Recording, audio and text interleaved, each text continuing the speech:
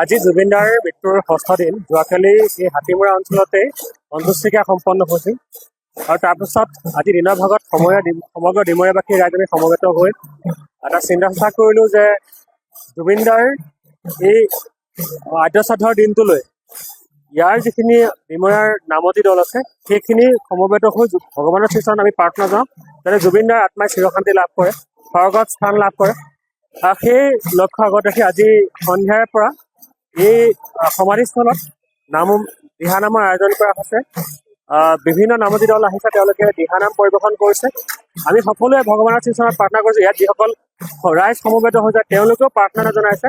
আমি সকলোৱে ভগৱানৰ শ্ৰীচৰণত প্ৰাৰ্থনা জনাই জুবিনদাৰ আত্মা যাতে চিৰশান্তি লাভ কৰে, স্বৰ্গত যাতে স্থান লাভ কৰে তাৰ কামনাৰে এই অনুষ্ঠানটি আয়োজন কৰা হৈছে।